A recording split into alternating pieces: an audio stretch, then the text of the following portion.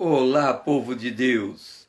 Estamos iniciando a nossa live das 20 horas e hoje nós temos um tema muito interessante. Eu vou ler o tema porque ele está bem grande e para não perder nenhuma da palavra que contextualiza esse tema. Como ter relacionamento saudável baseado na lei acerca da lepra em Levítico capítulo 13 e 14.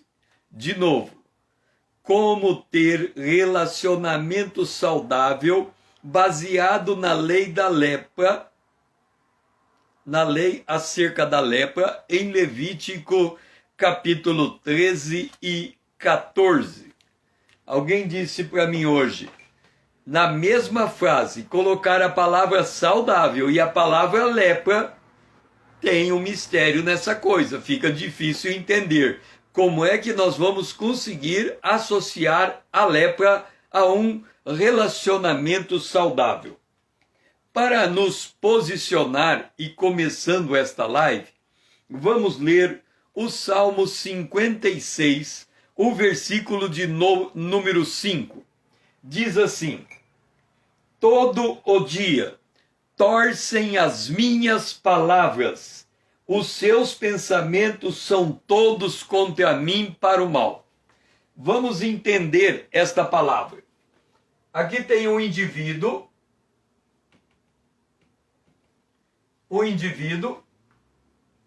e diante dele tem outros indivíduos. Este é o nosso cenário. Então aqui tem o indivíduo, o outro,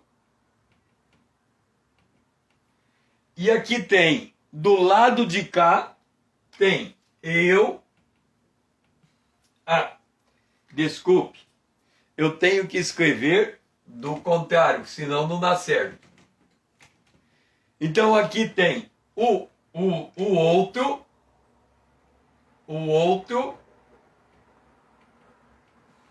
ok? Tem o outro, aqui tem eu, vou por aqui ele e ela, que somado dá nós, ok?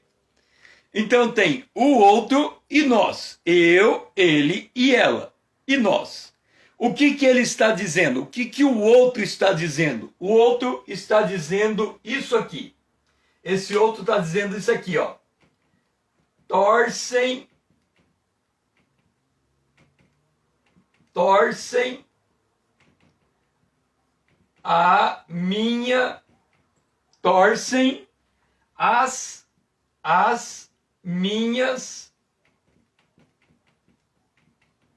as minhas palavras.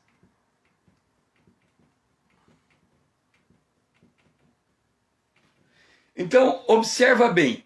Aqui tem nós, eu, ele e ela e o outro. E o outro está dizendo para mim, para ele e para ela. Torcem as minhas palavras. E ele diz, torcem as minhas palavras, e ele diz mais uma coisa. Ele diz, torcem as minhas palavras todo o dia. Seja bem-vindo, Eduardo. Boa noite. Então, este é o cenário que nós temos. Esse cenário está no Salmo número 56. Vamos ver se eu escrevi certo. Salmo 50. Não escrevi. Salmo 56. Ok? É nesse cenário que nós vamos trabalhar a live de hoje. Ali tem o outro e ele está dizendo que eu, ela e ele, nós, torcemos a palavra dele todo o dia. E aí ele ainda conclui. E os seus pensamentos, quer dizer, os nossos pensamentos acerca dele, os seus pensamentos são todos contra mim para o mal. Então o que está acontecendo? O outro está reclamando de mim, dela e dele, está reclamando de nós, dizendo que nós estamos torcendo todo dia as palavras dele e pensando mal a respeito dele. É porque temos essa situação que é inerente à natureza humana, que nós temos que considerar o leproso à luz da Bíblia. Então vamos lá. Quem é o leproso de quem nós estamos falando? O leproso, antigamente chamado leproso, hoje é uma doença crônica chamada hanseníase, ok? Então antigamente é antes de 1873, quem tinha essa doença crônica era chamada leproso.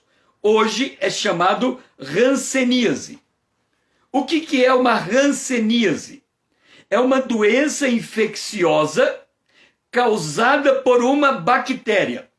É interessante que a hanseníase é uma doença infecciosa e hoje no nosso dia a dia nós temos uma pandemia que é uma doença infecciosa.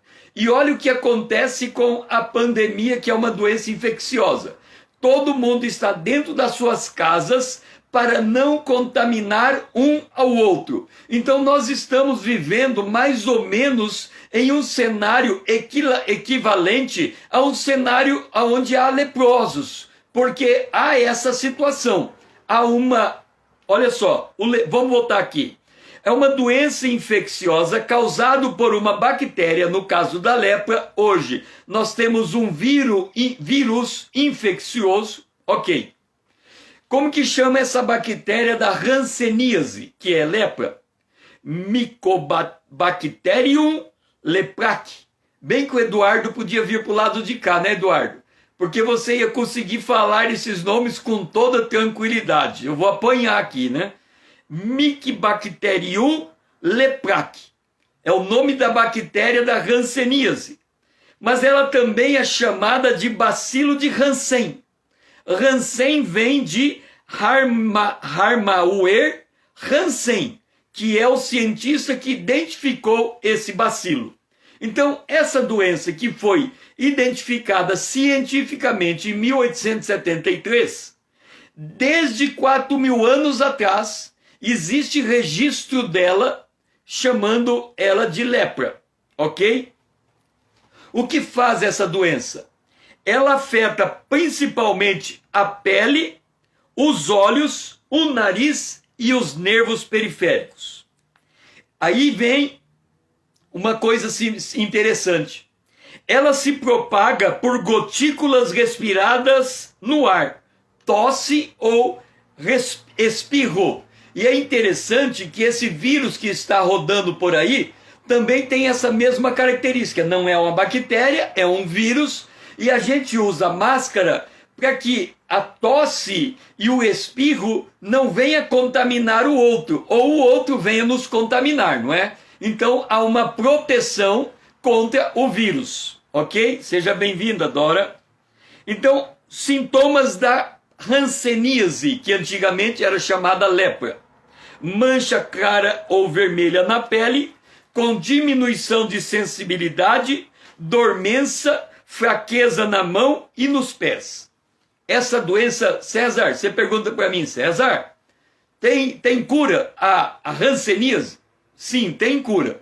Ela, uma vez diagnosticada, ela é tratada com antibiótico e pode ser curada entre 6 a 12 meses com terapia. Essa é a condição da hanseníase. Uma doença infecciosa que é esparramada por gotículas de espirro e de tosse, que exige o isolamento da pessoa que está nessa condição, porque contagia, é infecciosa, contagia o outro, e essa é a condição da lepra.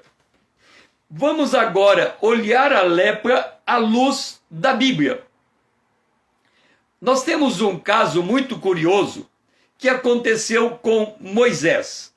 Quando Deus chama Moisés e diz assim: Moisés, você vai pregar a palavra ao egípcio e vai dizer ao faraó liberar o meu povo. Seja bem-vinda, Lídia, boa noite. Você vai dizer: faraó, libera o meu povo para ir ao monte me adorar. Aí Moisés diz assim: Deus, é o seguinte, o povo não vai acreditar em mim. Aí Deus diz assim: Moisés, faz o seguinte, pega a tua mão direita e põe dentro da tua blusa, dentro da tua roupa. Ele pôs a mão. Quando ele tirou, a mão dele estava leprosa. E ele assustou, a mão dele ficou leprosa. Aí ele diz: agora pega de novo e põe dentro da tua roupa. Ele pôs, quando ele tirou, a mão dele estava curada. Então, a partir disto, de ele pôr a mão e tirar a mão e ver a lepra, depois eu vou dar um outro significado a essa passagem, a lepra fica associada com um castigo divino. Nós temos isso muito claro, por exemplo, com Miriam. Você sabia que Moisés casou-se, ele era casado com Zípora. Você sabe por que Moisés e Zípora se separaram?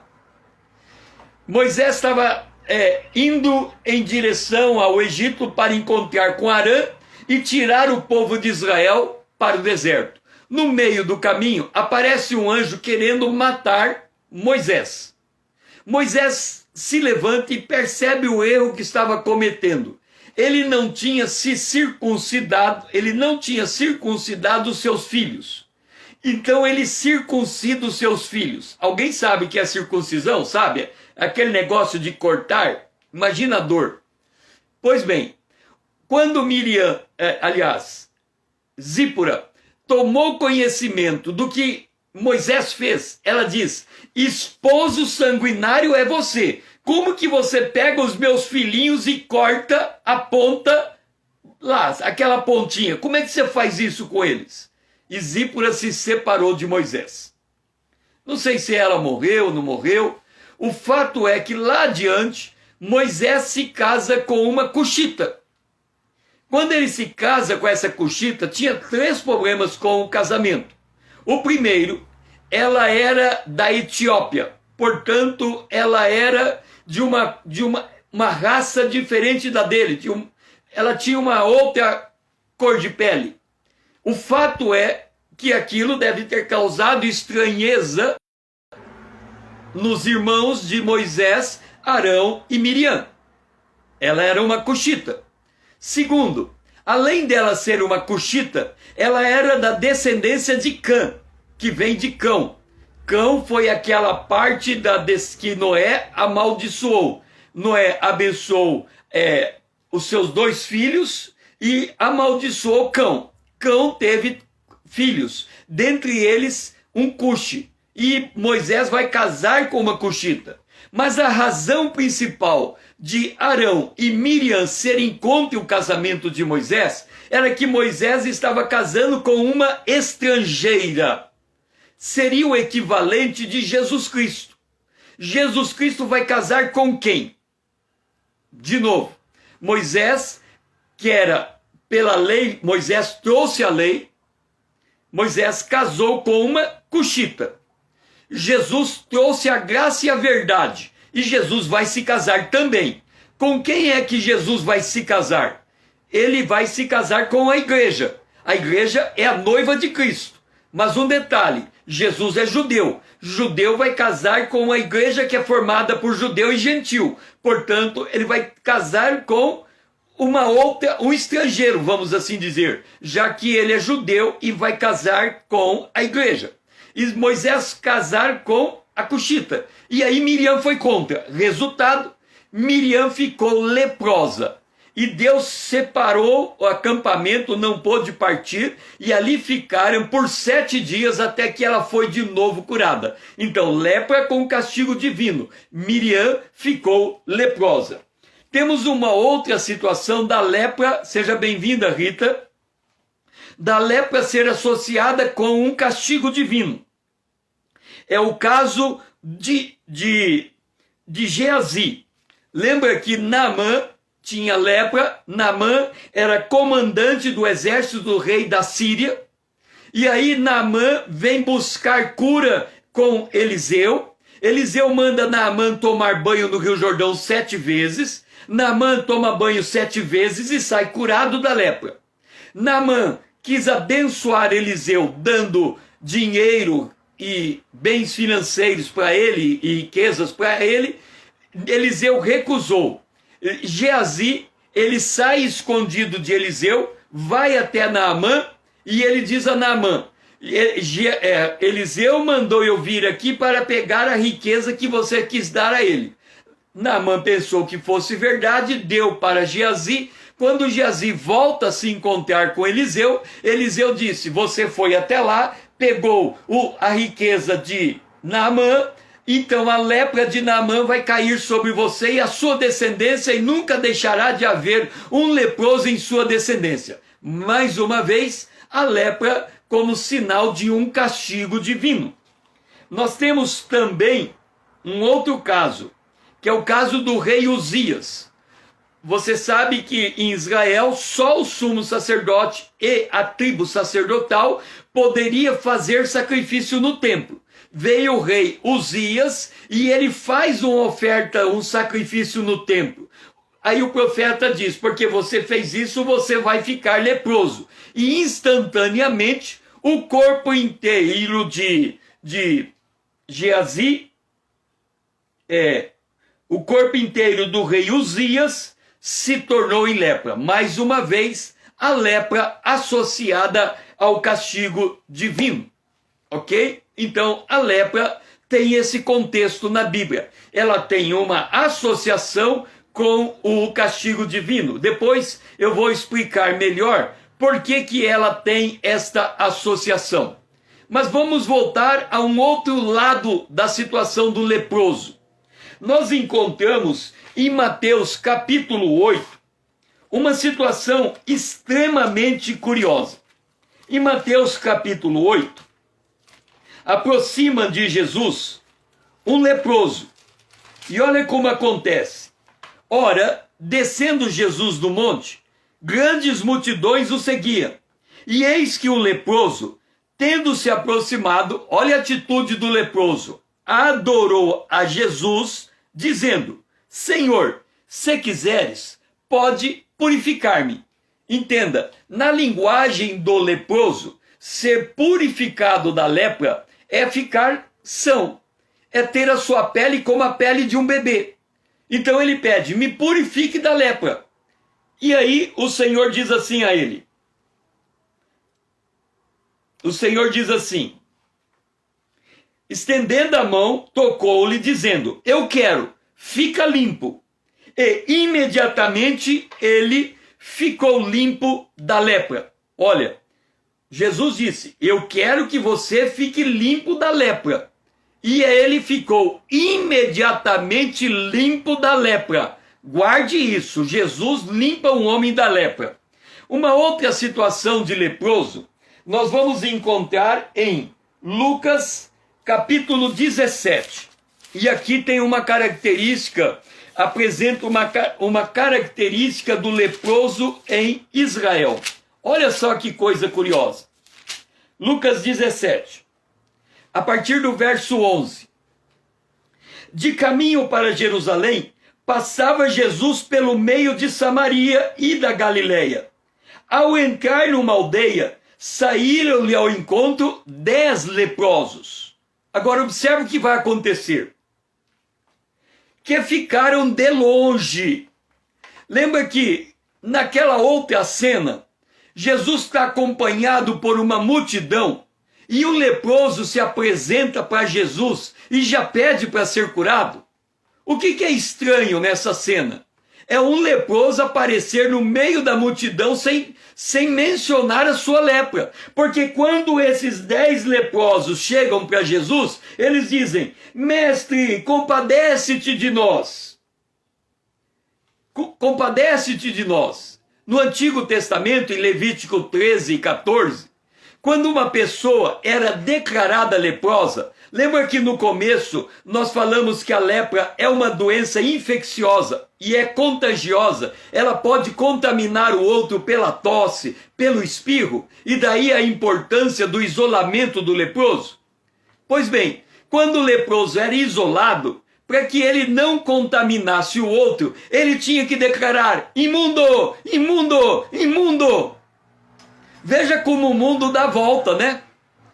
Hoje, nós temos que declarar um para o outro que somos imundo. César, que história é essa que eu estou falando para o outro que eu sou imundo? Ué, o leproso, quando alguém se aproxima, ele diz: imundo, imundo, imundo. Quer dizer, não se aproxime de mim. Eu sou fonte de contaminação. E hoje? Hoje você, com todo sorriso no rosto, põe uma máscara. O que você está dizendo? Eu sou imundo, eu posso ser causa de contaminação. E o pior, você está dizendo para o outro, e eu estou vendo que você também é imundo. Então o mundo virou uma arena de pessoas imundas, um olhando para o outro, tentando sorrir para o outro. E qual que é a máxima? Distanciamento social. É fato, nós temos que manter distâncias um do outro. Por quê? Porque hoje tem um vírus em que uma pessoa pode ser contaminada pelo outro, ou pode contaminar o outro por uma doença infecciosa, e ele faz isso pela tosse e pelo espirro. Então veja como o mundo dá volta. Na época de Jesus, só o leproso ficava de longe gritando: imundo, imundo, imundo. Quer dizer, ninguém se aproxima de mim. Hoje a humanidade inteira está gritando um para o outro: nós somos imundos, nós somos imundos, se afaste um do outro. Sabe que tem um recado de Deus nisso tudo? Qual é o recado de Deus? Se você sai na rua, é obrigado por lei, tem que usar máscara. Eu não estou dizendo que não é para usar, eu estou dizendo pelo contrário, tem que usar máscara. O que eu estou dando aqui é o significado. Se você sai na rua e vê um com máscara, outro com máscara, outro com máscara, eu com máscara, o que você está dizendo? Todos nós podemos ser fontes de contaminação. Portanto, todos nós somos imundos em si mesmo. Portanto, você vai entender a Bíblia. Todos pecaram e destituídos estão da glória de Deus. É mais ou menos como se Deus ironicamente fizesse uma traquinagem com os seres humanos. O que ele faz com os seres humanos? Ele diz assim: ah, vocês não acreditam na Bíblia? A Bíblia diz que todos pecaram e destituídos foram da glória de Deus. Já que vocês não acreditam na Bíblia, eu vou pôr máscara na humanidade inteira e eu quero ver agora o que é que vocês vão dizer de mim. Está todo mundo dizendo imundo, imundo, imundo. Quer dizer, eu sou fonte de contaminação. E é verdade. A lepra hoje tem cura. A lepra tem um antibiótico. Uma vez identificado, você é tratado, e tratado você de 6 a 12... De quanto tempo? Quanto tempo a cura?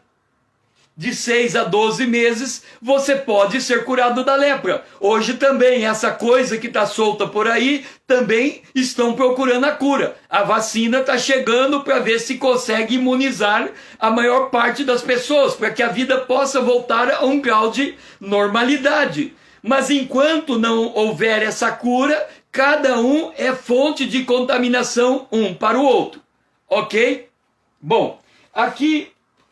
Deixe-me ver, esses 10 leprosos que vieram, Jesus disse para eles irem até o sacerdote, que era o que acontece em Levítico capítulo 13 e 14, que é o objeto da nossa live. Eles foram curados no caminho, mas só um voltou dando glória a Deus. Foi o único que o Senhor disse: a tua fé te salvou, porque ele reconheceu a fonte de cura em Jesus. Ponto. Então o que eu fiz até aqui? Eu dei o cenário da Bíblia sob a lepra. Mostrei que ela é vista no Antigo Testamento como sinal do castigo divino. Mostrei exemplos de que isso era uma associação passível de ser entendida como tal. por causa de Miriam, do rei Uzias, de Geazi, que ficaram leprosos por desobediência, mas eu quero agora fazer algumas afirmações. Primeira, nós vamos voltar a esse quadro aqui, Salmos 56, o versículo de número, me parece que é o versículo de número 10, não é? Vamos lá. Salmos 56, versículo de número 5. Salmos 56, o versículo de número 5. O que diz o Salmo? Olha só. Eu vou falar, o Salmo diz, o outro está dizendo para mim, para ele e para ela, para nós, o outro está dizendo para nós, seja para eu, para ela e para ele, para nós, que nós torcemos a palavra do outro todo o dia e pensamos mal a respeito dele. Ok? Agora vamos olhar a situação de Moisés. Deus diz assim, Moisés, o povo precisa ser liberto do Egito. E Moisés diz, mas ninguém vai acreditar em mim. E Deus diz, pega a tua mão e põe dentro da tua roupa. Ele pôs, quando tirou ficou leprosa. Ele pôs de novo, quando tirou ficou curada. O que significa? A lepra, como enfermidade, é um exemplo do pecado. O pecado contamina o homem.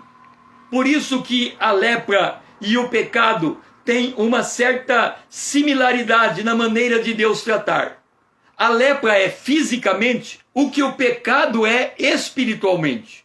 Quando Moisés põe a mão para dentro e tira e fica leproso, Davi disse, em pecado me concebeu minha mãe. Quer dizer, a iniquidade, o pecado, a gente já nasce com ele. A gente já nasce com um corpo corrupto.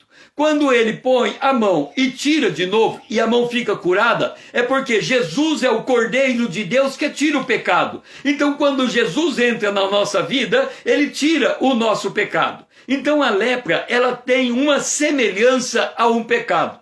Lembra que na live de ontem, quem assistiu, e eu falei da depressão, eu falei que a depressão é uma enfermidade que uma vez que ela se assenta no ser humano, no mínimo, à luz da palavra de Deus, é preciso de 40 dias para tratar uma depressão, que há um processo nesse tratamento, que a primeira parte do processo é tratar o corpo, a segunda parte do processo é tratar a alma, a terceira parte do processo é dar significância à existência, e a quarta parte do processo é fortalecer a esperança.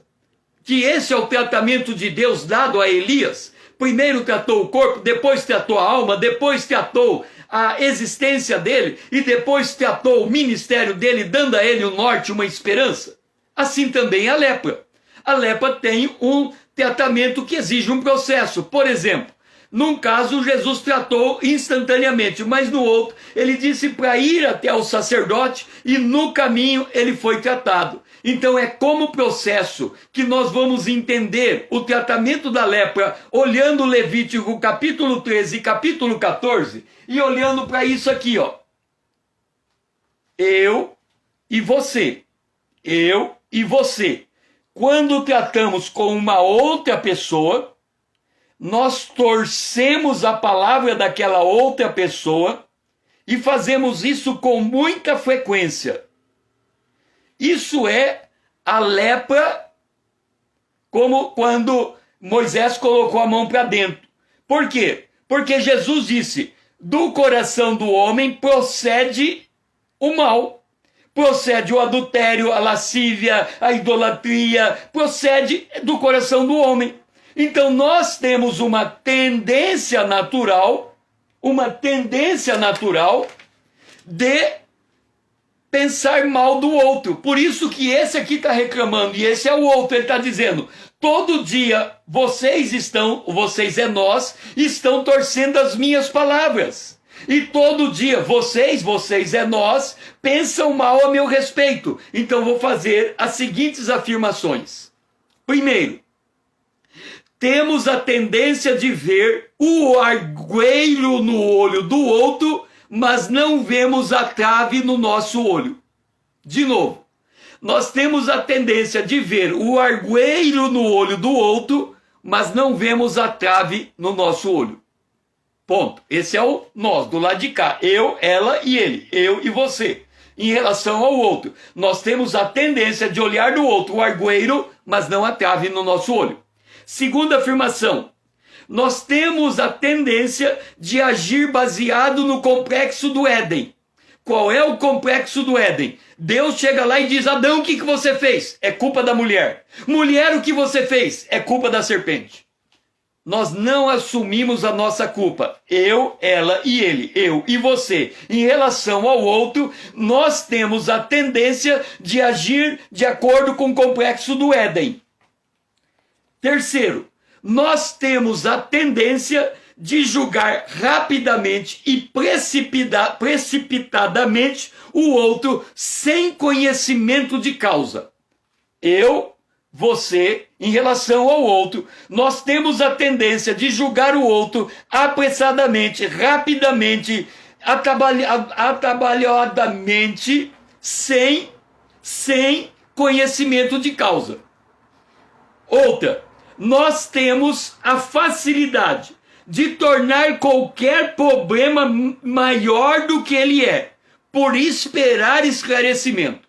Antes que o outro esclareça, nós agigantamos o problema e criamos uma situação que fica impossível de ser resolvida, porque nós temos a tendência de aumentar o problema antes de entender o que está acontecendo. 5. Tem gente que não gosta de tatuagem, não é verdade? Tem gente que olha para o outro e não gosta de tatuagem. Mas eu quero dizer uma coisa para você.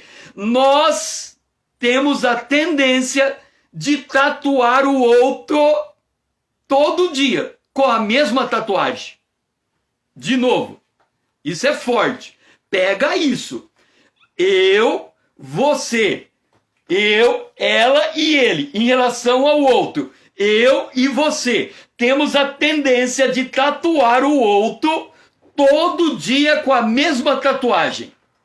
Aí você vai dizer: César, que tatuagem você está dizendo que eu ponho na testa do outro todo dia? A tatuagem é esta: você sempre faz assim, você nunca faz diferente. Nós não damos espaço para o outro mudar. A gente marca ele, a gente faz uma impressão dele, a gente tira uma fotografia dele, a gente olha para ele e diz: você sempre faz assim, você sempre se comporta desse jeito, você nunca leva eu em conta, você nunca faz isso diferente. Nós tatuamos o outro todo dia. É como, o marido tem que chegar para a mulher e falar: já está tatuado, nem fala, tá aqui, eu já estou vendo, eu vi no espelho. Sempre, eu nunca faço o que você quer, eu sempre faço do meu jeito. E assim a gente tatua um ao outro. 6. Não somos abertos para o perdão, para a misericórdia e para a compaixão. Veja, se eu tatuo o outro dizendo que ele sempre faz daquele jeito, que ele nunca faz diferente, eu não tenho misericórdia, eu não tenho perdão, e sequer estou buscando conhecer a verdade. Eu não quero nem diálogo. Quando a pessoa fala, a gente fica esperando. E ela está falando e a gente está esperando. Quando ela fala uma palavra: era isso que eu queria ouvir, você sempre faz desse jeito, era isso que eu queria ouvir, você nunca muda o seu jeito, só porque ele falou aquela palavra. Sabe? Sabe qual que é o antídoto? O antídoto de não ter tatuagem é você não falar nada. Porque se você falar, um ou outro tá prestando atenção. É piano de uma nota só. Bateu o dó, sabe? Você fica esperando. Para, ele fala aquilo. Mas ontem, antes de ontem e a vida toda, desde que nós nos casamos, é desse jeito. Nós tatuamos o outro e não temos perdão, misericórdia e compreensão. Por fim, nós temos a dificuldade de dar tempo ao tempo e deixar tudo se ajustar naturalmente. Eu quero dizer uma coisa, eu acho, nunca fiz uma estatística, mas eu acho que a principal causa de divórcio é um tal de DR. Sabe o que é DR? A pessoa vai chegar a essa situação aqui, ó. Olha o que tem. Vamos fazer um DR. Vamos discutir o relacionamento. E aí discute na hora errada, do jeito errado, e sai uma atrapalhada, que depois tem que entrar o psicólogo, tem que entrar o psiquiatra, tem que entrar o pastor no meio, tem que entrar o vizinho, porque virou uma confusão, tudo porque resolveram discutir o relacionamento. Quando alguém fala, vamos discutir o relacionamento, é como se ele estivesse dizendo, vamos abrir o baú desde a época do dinossauro, e vamos trazer aquela montanha de sujeira para a sala, e vamos ficar todo mundo enlameado no barro, e aí está todo mundo com máscara, todo mundo leproso, e aí começa a querer colocar em ordem um casamento a partir de trazer o podre para a superfície. Como que vai ter diálogo? Trazendo o podre para a superfície? Então vamos lá. Vamos agora fazer o caminho do leproso. Vamos para Levítico capítulo 13. Porque Levítico capítulo 13 vai mudar a nossa maneira de enxergar o outro. Porque nós estamos torcendo tudo que o outro faz. Então nós temos que parar de agir desta maneira e nós temos que reaprender a fazer de acordo com a palavra de Deus para mudar o nosso pensamento e mudar a nossa palavra e mudar a maneira da gente enxergar o outro, ok? Então vamos lá. Primeiro eu quero ler Levítico capítulo 13, o versículo 1. O homem que tiver na sua pele inchação, ou pústula, ou mancha lustrosa, ou Eduardo, pega o carro o carro do Felipe, sabe? Não sei se você conhece o carro do Felipe, eu já falei com você. Pega o carro do Felipe e vem pro lado de cá, porque tem um monte de nome aqui que é só você para conseguir falar. Tá? Mas vamos lá. Pele inchação, na sua pele inchação, ou pústula, ou mancha lustrosa. E isto nela se tornar como praga de lepra, olha a situação. Rita, se você, no teu relacionamento, olha a situação, Rita, se você, no teu relacionamento, encontrar o outro, uma pessoa qualquer, o outro, com uma pele, tendo na pele uma inchação, ou pústula, ou mancha lustrosa, e isto nela se tornar como, olha só, parece ser lepra. Rita, eu vou usar você de exemplo. Se você olhar para o outro e encontrar algo no outro que parece ser lepra, olha o que você deve fazer. Você deve levar a Arão, o sacerdote, ou a um dos seus filhos. Aqui a primeira pérola. Ninguém tem direito de tratar com o leproso senão o sacerdote. No Antigo Testamento.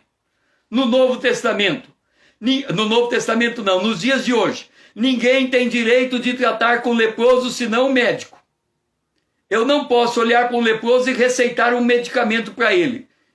Eu tenho que pegar ele, ir até o consultório e levar para o médico fazer o diagnóstico e iniciar o tratamento. Eu não tenho direito de tratar um leproso, só o médico. Vou mudar.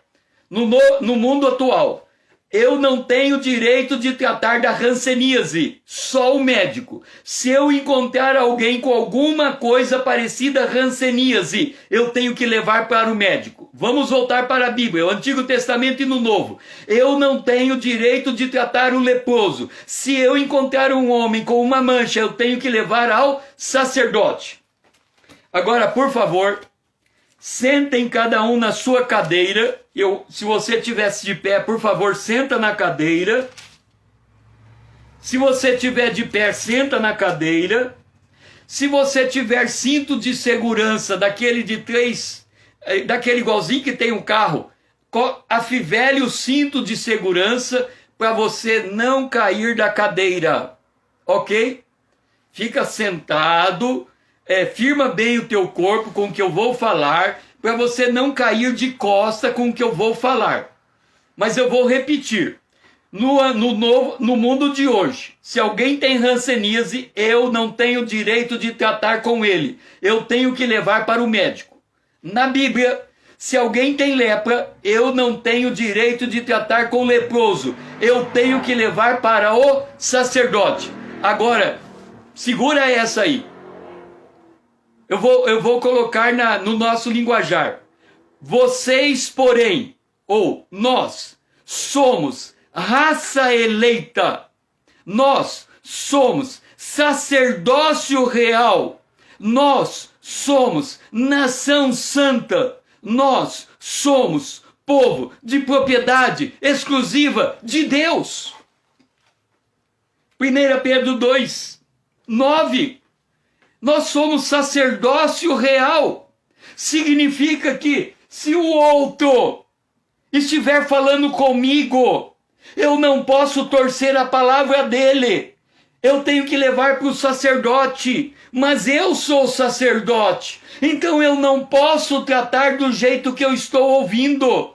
Eu tenho que passar ele pelo crivo da palavra de Deus. Eu não posso pensar mal dele. Eu tenho que mudar a minha maneira de tratar ele, porque eu tenho responsabilidade sacerdotal. Eu tenho que cuidar da maneira como eu falo com o outro. Seja ele minha esposa, meu filho, meu outro filho. Seja você o seu esposo, a sua filha, o seu outro filho. Seja o seu chefe, o meu chefe. Seja o patrão, o empregado. Cada um de nós somos sacerdote do outro.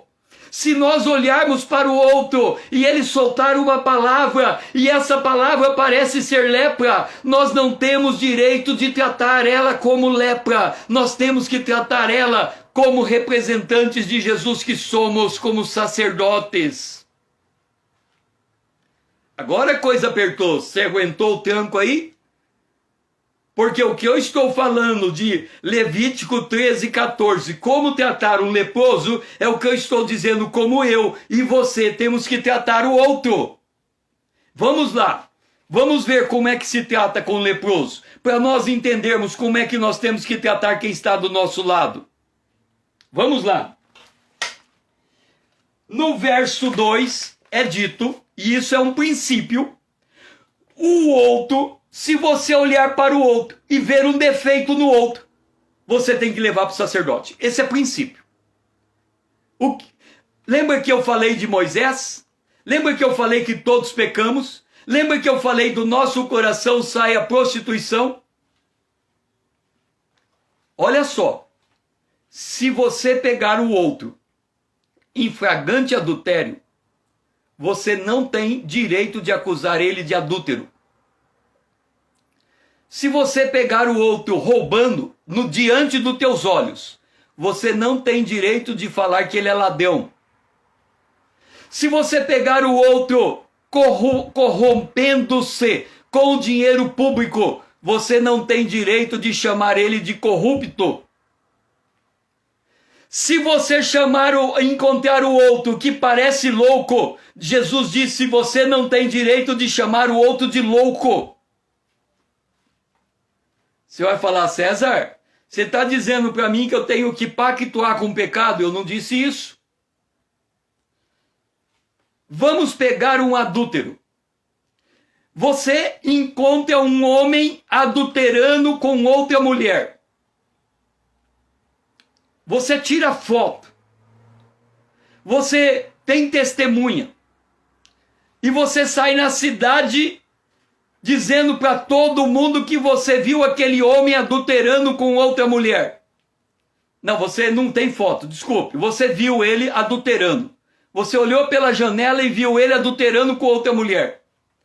Você tem certeza absoluta, você só não fotografou, você só não gravou, mas você tem certeza absoluta que ele adulterou na tua cara dura.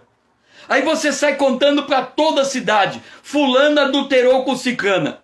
Ele entra com uma ação de indenização por difamação contra você.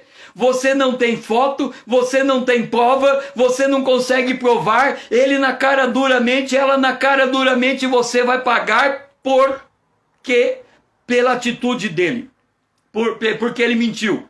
E você tem que pagar uma indenização, mesmo você sabendo que é verdade, o juiz é obrigado a forçar você a pagar uma indenização, porque você não prova o que você disse.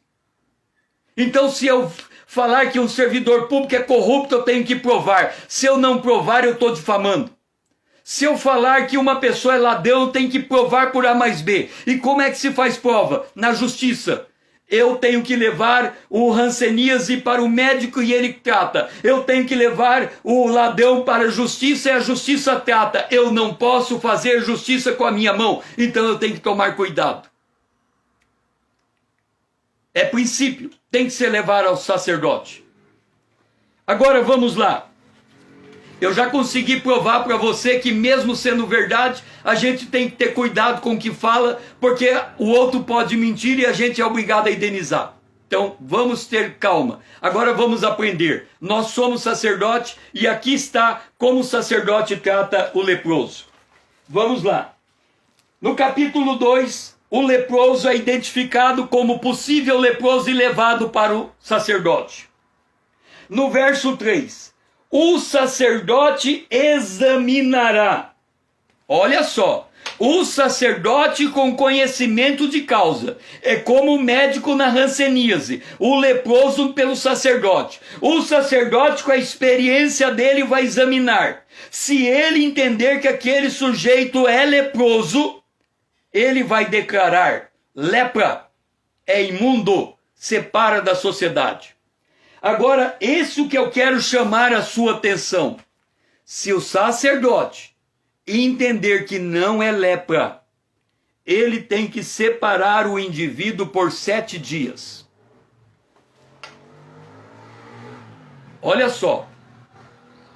Seria mais ou menos usando a analogia. Você foi no motel e viu pela janela um indivíduo adulterando. Você falou: epa, esse cara é adúltero. Pode ser adúltero. Mas você vai examinar ele 7 dias.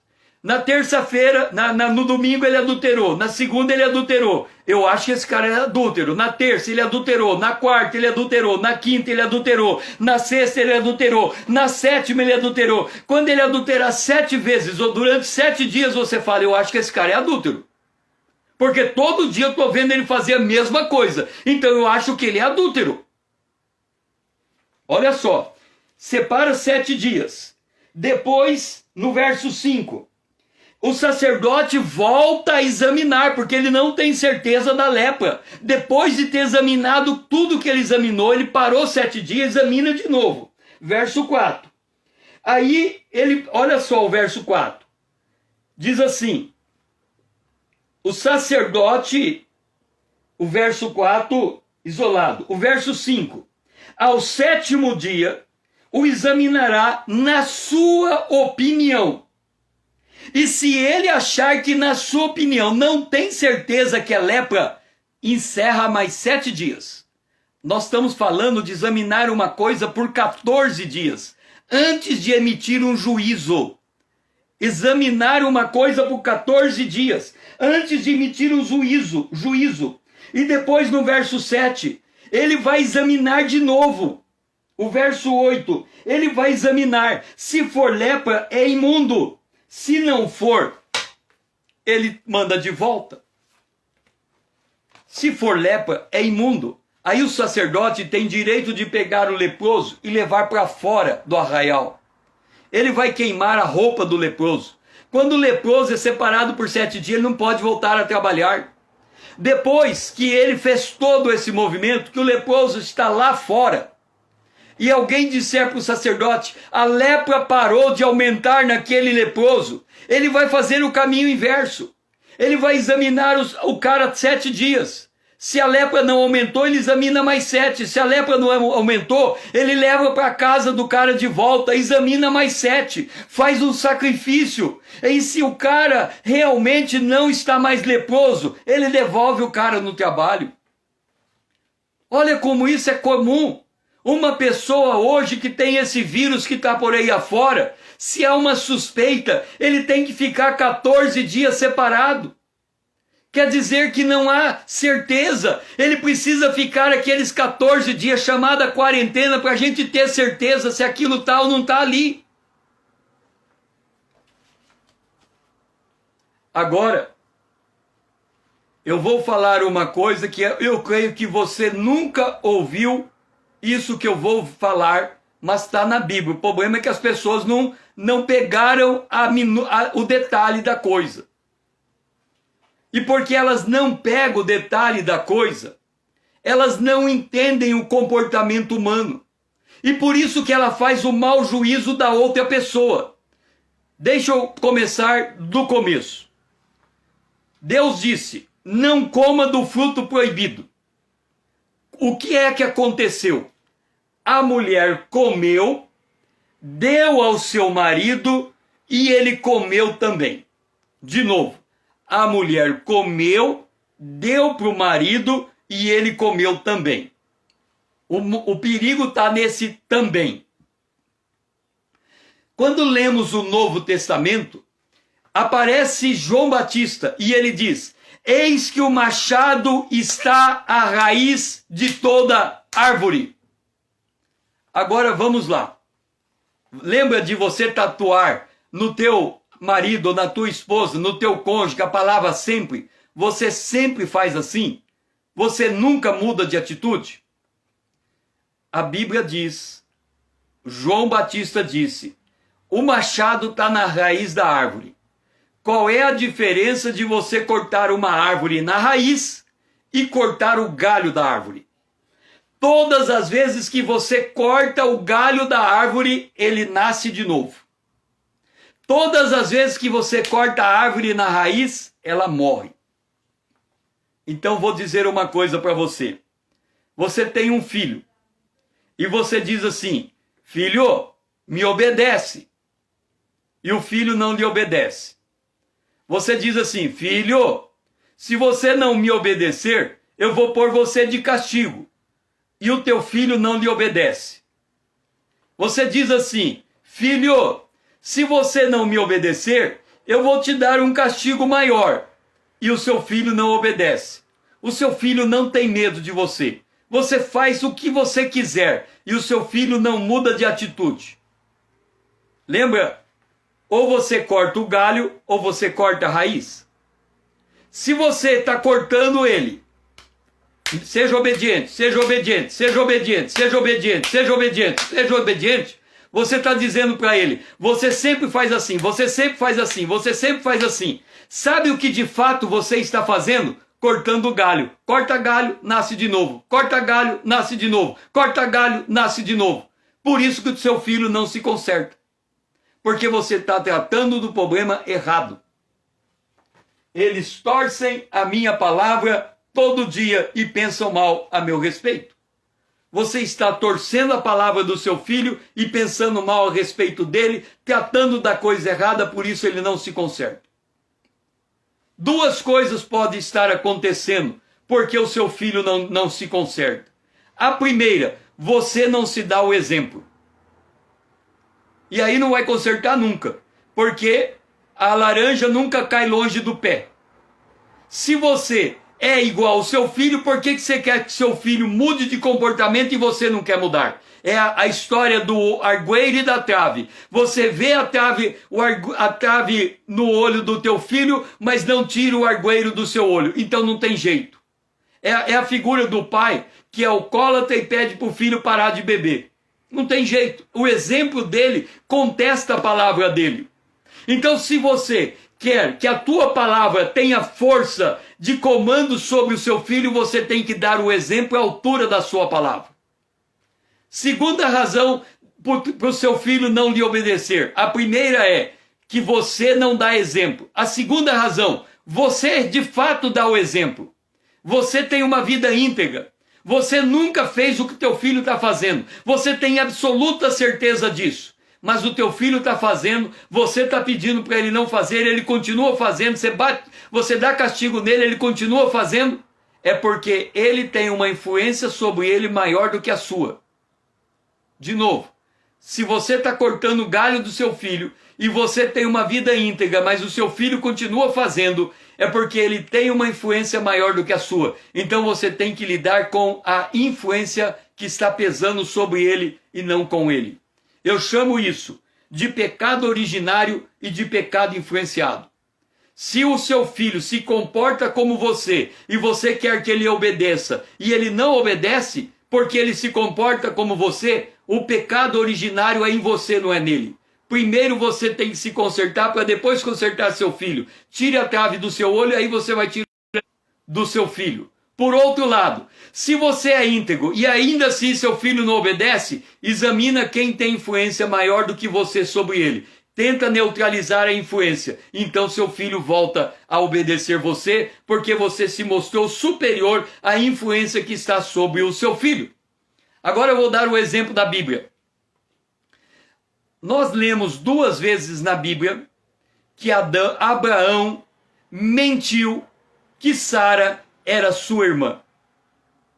2 vezes na Bíblia nós lemos: Abraão mentiu que Sara era seu irmão. 2 vezes na Bíblia Abraão mente acerca de Sara. Eu pergunto para você, se Abraão andava na presença de Deus, se Abraão mentiu 2 vezes, eu pergunto, Deus ia ficar quieto e não ia condenar ou repreender a atitude de Abraão? Se Abraão está mentindo diante de Deus na cara dura, você acha que Deus ia ficar quieto e não ia repreender Abraão? Olha só o que aconteceu. Gênesis, de novo, senta, põe o cinto de segurança para não cair de costa. Olha só onde estava a mentira. Por que que Deus nunca corrigiu Abraão por ter mentido 2 vezes? Gênesis capítulo 18, verso 15. Então Sara, receosa, o negou dizendo: não me ri. Ele, Deus, porém disse: não é assim. É certo que você riu. Quem mentiu foi Sara. Deus repreendeu Sara no ato da mentira dela. Ela disse: eu estava na tenda e não ri daquilo que Deus disse da promessa. E Deus disse: você riu, eu vi você rindo. Não venha falar que você não riu, porque eu vi você dentro da tenda dando risada. Deus nunca cobrou de Abraão a mentira dele, mas cobrou de Sara a mentira dela. Por quê? A mulher comeu, deu a Adão e ele comeu também. O pecado da mentira era originário em Sara, não era originário em Abraão. Abraão aprendeu a mentir no comportamento de Sara.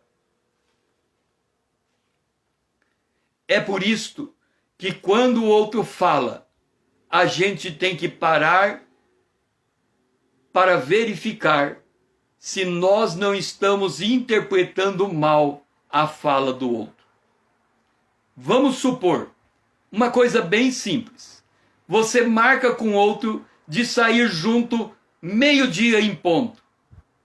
O outro chega 2 da tarde. Fez você esperar 2 horas.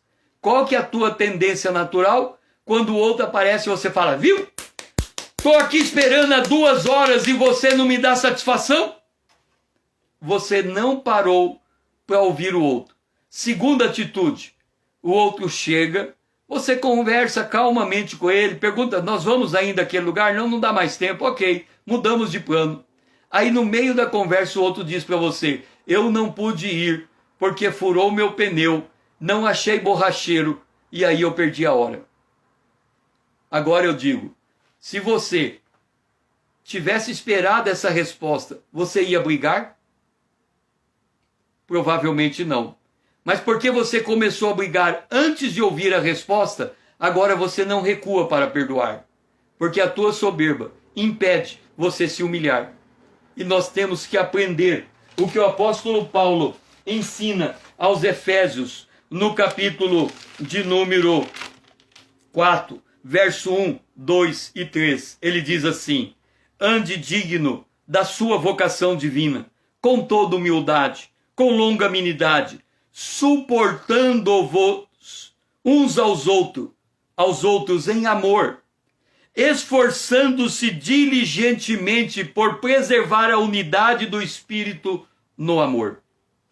Se você aprender a esperar 7 dias, a esperar mais 7 dias, para saber se de fato é aquilo que você está pensando, 90% das brigas que você tem acabam repentinamente, porque você não está mais torcendo a palavra do outro e nem pensando mal dele.